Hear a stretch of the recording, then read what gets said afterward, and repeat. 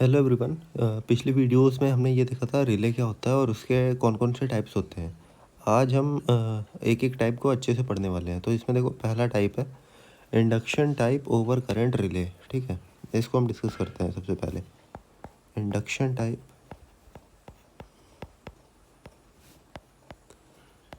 Over current relay. देखो, ये जो रिले होता है इसकी कंस्ट्रक्शन सेम टू सेम जैसे आपका एनर्जी मीटर होता है, सिमिलरली उसी टाइप से होती है। ठीक है, अभी मैं आपको इसको कंस्ट्रक्शन बना के दिखा रहा हूँ। वेट। इसमें भी देखो, एनर्जी मीटर में जैसे हमने देखा था कि ऊपर एक मैग्नेट लगा हुआ होता है जिसको हम बोलते हैं अपर मैग्नेट या फिर ई टाइप मैग्नेट, क्योंकि उसका जो शेप होता है वो ई टाइप का होता है, कुछ इस तरीके से।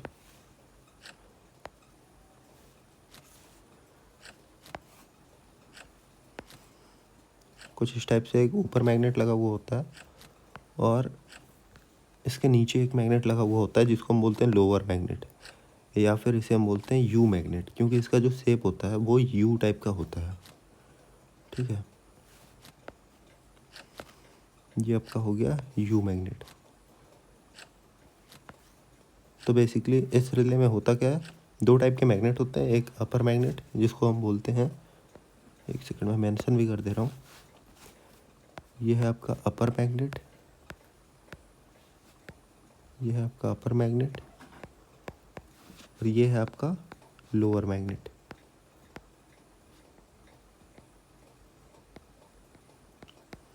अब देखिए, रिले में सबसे इम्पोर्टेंट है क्या चीज़ है। रिले एक तरीके की, देखो, आपकी सेंसिंग डिवाइस है जो बताती है कि फॉल्ट हो गई, अब सर्किट को क्या कर दो, ट्रिप कर दो। तो वो कैसे बताती है, कैसे वो बताएगी कि हाँ अब ट्रिप करना है। तो इसमें एक डिवाइस होती है सीटी। सीटी का मतलब होता है करंट ट्रांसफार्मर। ठीक, ये सर्किट में करंट को मेजर करता है। ठीक, करंट को मेजर करेगा और उस वैल्यू के आधार पर ये जो आपका रिले है वो वर्क करेगा। ठीक, तो जो मेन पार्ट होता है रिले का वो होता है सीटी। सीटी यानी करंट ट्रांसफार्मर। ठीक है, अब देखो, सीटी को हम मान लो हमने सीटी को लगा दिया सर्किट में। अब सीटी से कितनी, दो टर्मिनल निकलेगी। तो पहली टर्मिनल को हम लेके आएंगे और इस मैग्नेट के ऊपर हम एक वाइंडिंग लगा देंगे जिसको हम बोलेंगे प्राइमरी वाइंडिंग। ठीक है, ये हमने लगा दी प्राइमरी वाइंडिंग। अब देखो, जो सीटी का दूसरा तार है उसको हम वाइंडिंग के दूसरे हिस्से से जोड़ेंगे, इस वाले से, इस वाले हिस्से से, है ना। तो हम इससे दूसरे वाले तार को जोड़ देते हैं। पर अब देखो, अगर मुझे इसी रिले को अलग अलग रेटिंग के लिए यूज करना होगा तो मैं कर नहीं पाऊँगा, है ना। तो उस चीज़ से हमें अगर छुटकारा पाना है तो हम क्या करेंगे, यहाँ पे करंट रेटिंग के लिए एक व्यवस्था बनाएंगे। करंट रेटिंग मतलब, देखो, ये सीटी के दोनों टर्मिनल हैं। ठीक, एक ये वाला, एक ये वाला। यहाँ से जो वायर आया ऊपर वाला, हम क्या करते हैं, यहाँ पे एक सेटिंग बनाते हैं, प्लग सेटिंग जिसको बोलते हैं। बेसिकली यहाँ पे होता कुछ नहीं है, कुछ इस टाइप का, एक सेकेंड, कुछ इस टाइप का हम स्ट्रक्चर बना देते हैं।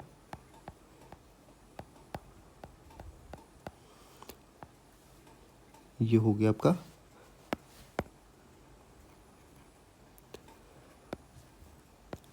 और हर एक स्ट्रक्चर पे एक एक सेटिंग होती है, इसको बोलते हैं प्लग सेटिंग। ठीक है, देखो कुछ इस टाइप के वायर रहते हैं।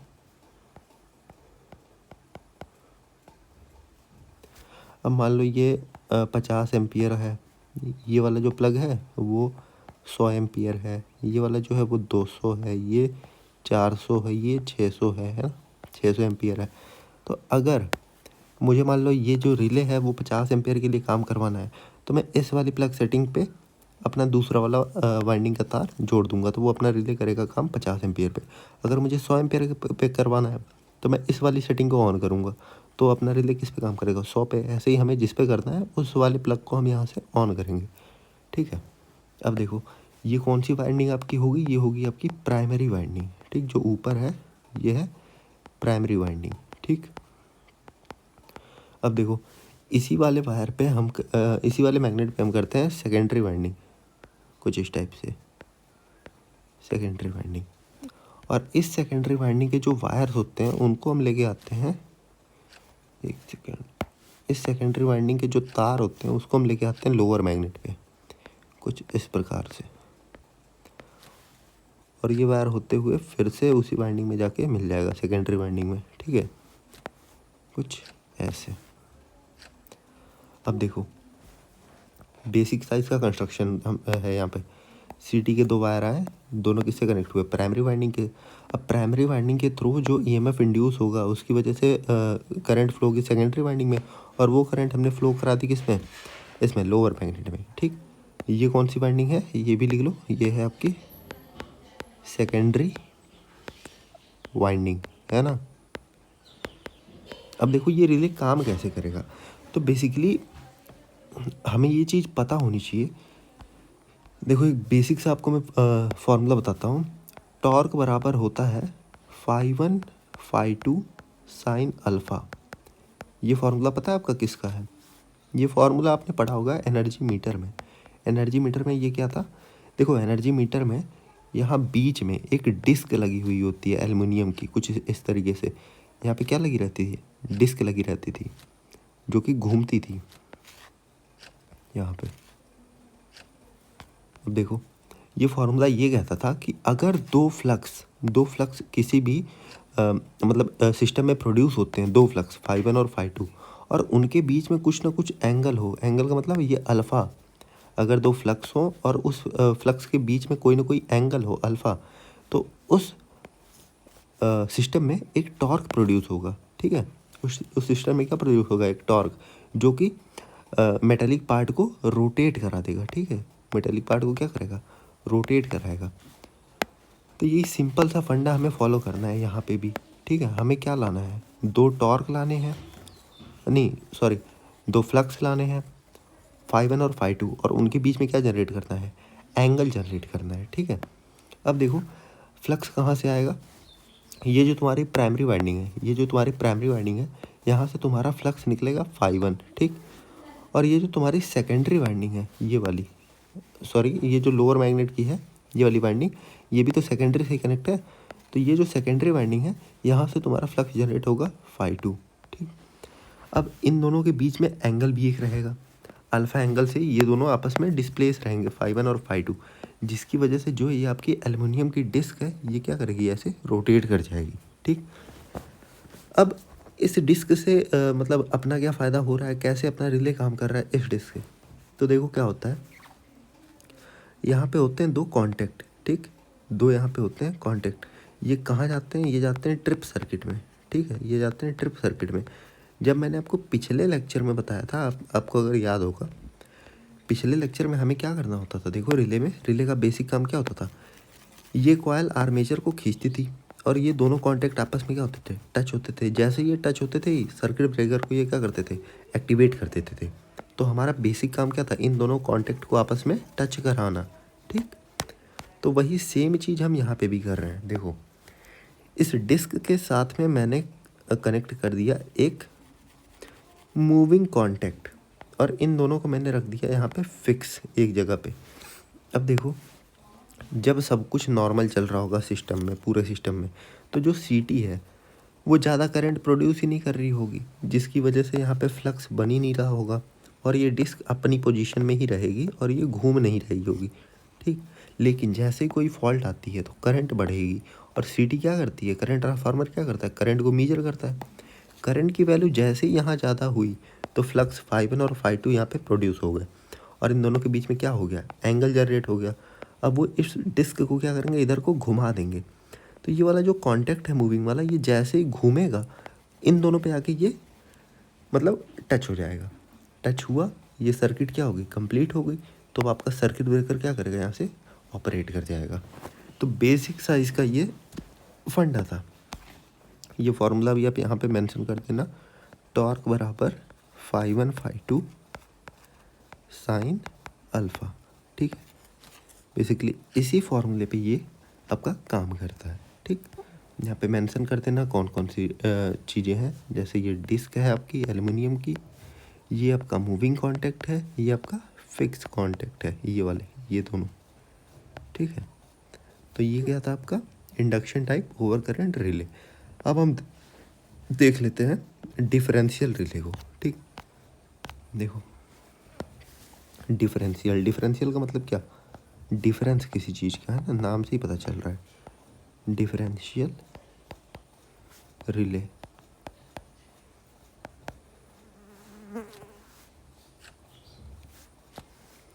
डिफरेंशियल रिले और भी ज़्यादा आसान होता है। देखो इसको हम बेसिक से एकदम समझते हैं। ये आपकी कोई डिवाइस है, जैसे मान लो ये आपका है ट्रांसफार्मर, ठीक है, ये क्या है आपका ट्रांसफार्मर, ये आपकी एक डिवाइस है। अब मुझे करना है इसको प्रोटेक्ट। इसमें देखो एक तो इनकमिंग वायर होगा और एक आउटगोइंग वायर होगा, दो तार होंगे, है ना। अब यहाँ से करंट आ रही होगी आपकी आई, और इधर से करंट जा रही होगी आपकी आई, ठीक। मैंने क्या किया, यहाँ पे लगाया एक करंट ट्रांसफार्मर और एक करंट ट्रांसफार्मर लगाया यहाँ पे। इन दोनों के जो तार हैं उनको मैं लेके आया और यहाँ पे लगा दिया एक ऐसी डिवाइस जो ये बताएगी कि इन दोनों के बीच में कोई डिफरेंस है या नहीं है, ठीक। इन दोनों के बीच में डिफरेंस है या नहीं है।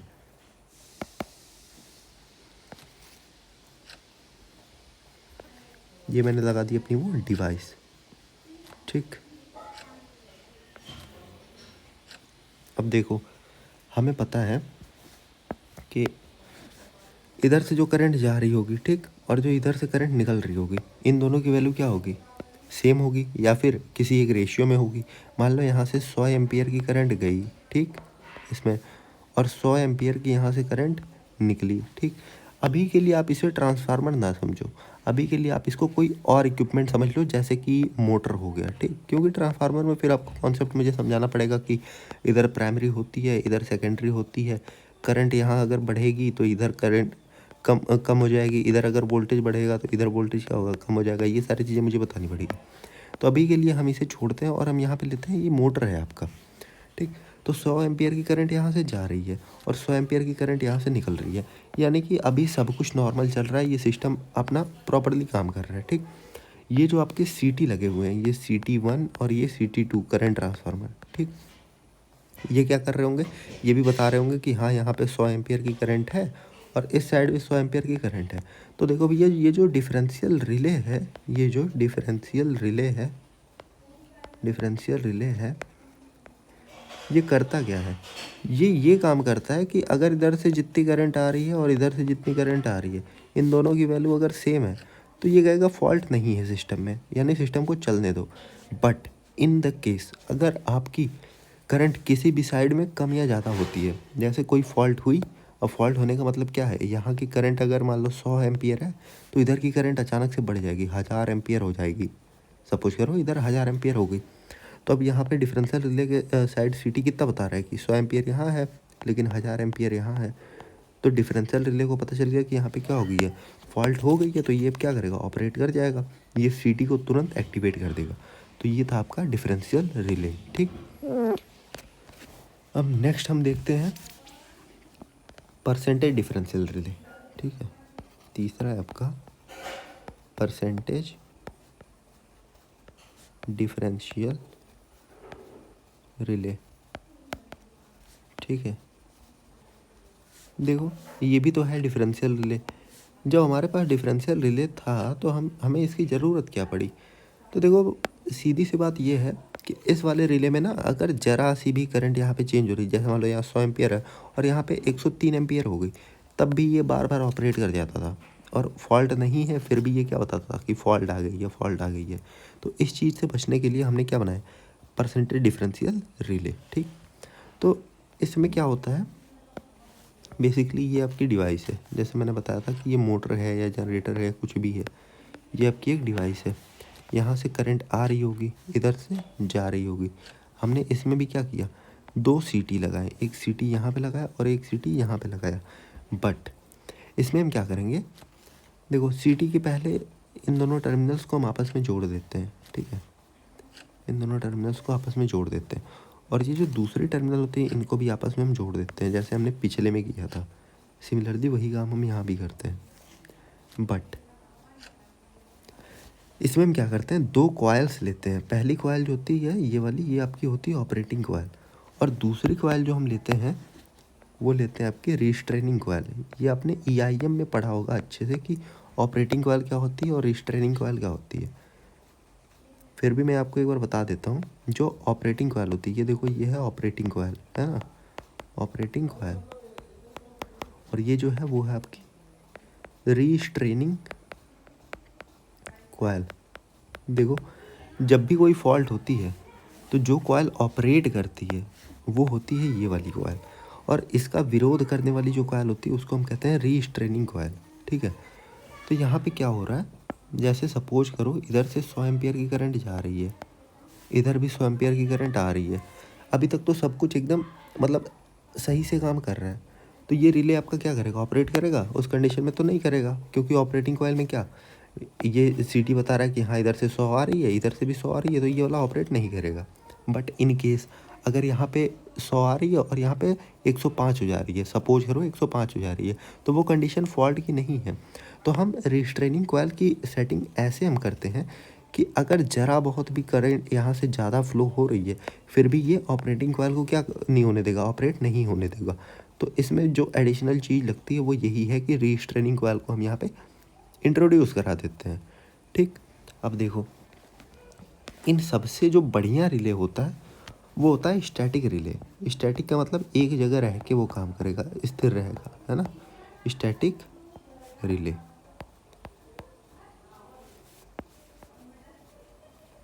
स्टैटिक का मतलब होता है स्थिर, स्थिर रह के ये रिले क्या करेगा, काम करेगा। इसमें कोई भी मूविंग पार्ट नहीं होते हैं, जैसे हमने पिछले में देखा कि हाँ एल्युमिनियम की डिस्क को मूव कराना पड़ रहा है ना, तो ये सारे पार्ट नहीं होते हैं। पिछले वाले में जैसा था ऑपरेटिंग कॉइल को मूव कराना है, तो ये सब नहीं होता। देखो ये वाला रिले बिल्कुल ही सिंपल सा होता है। इसमें क्या होता है, एक सेंसिंग एलिमेंट लगा होता है, ये आपका लगा होता है सेंसिंग एलिमेंट, जो कि बता देगा कि हाँ कोई फॉल्ट है नहीं है, ये सेंस कर लेता है। ठीक, सेंसिंग एलिमेंट लगा होगा।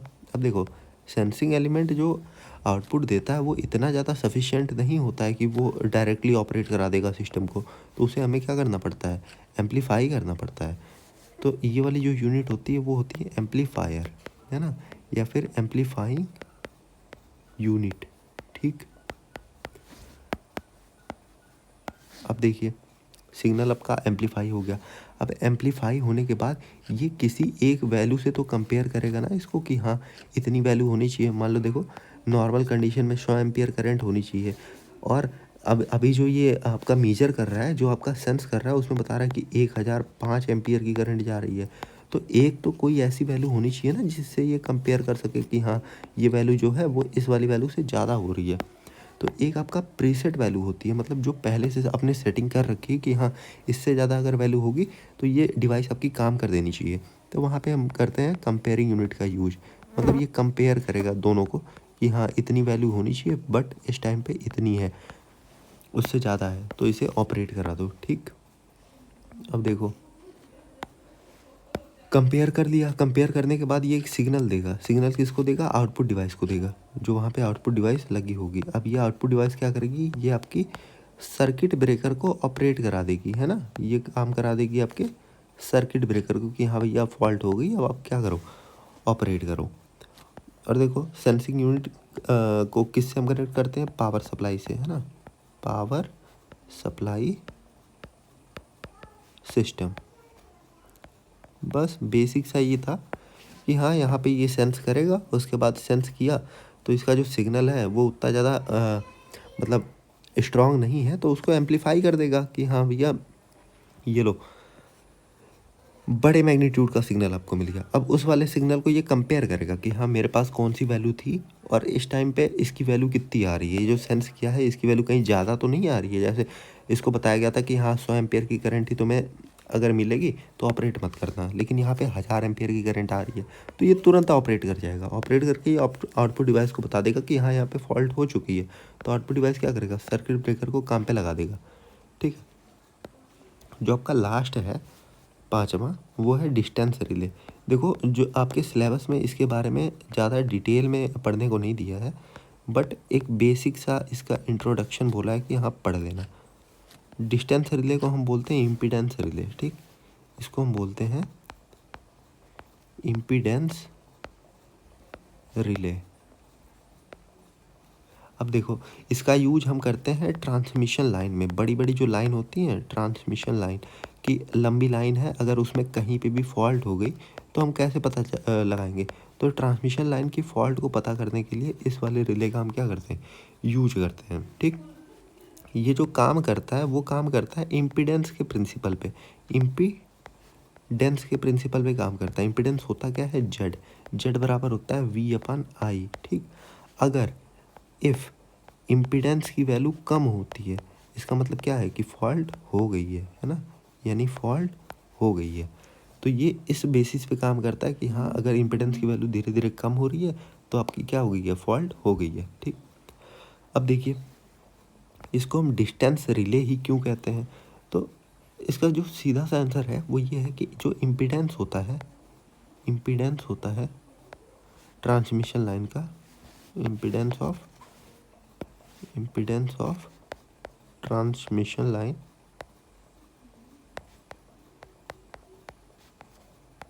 वो डायरेक्टली प्रोपोर्शनल होता है लेंथ के, कि जितनी लंबी ट्रांसमिशन लाइन की लंबाई होगी उतना ज़्यादा उसका क्या होगा, इम्पीडेंस होगा।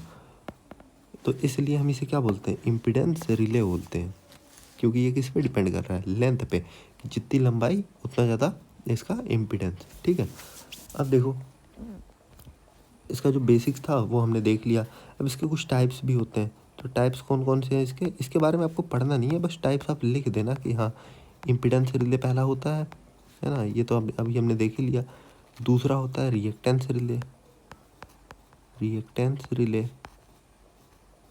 और जो तीसरा होता है वो एमेच्योर रिले होता है। ठीक, तो ये था बेसिकली आपके पूरा रिले के बारे में, रिले क्या है, उसके टाइप्स कौन कौन से। तो होप करता हूँ कि आपको सब कुछ समझ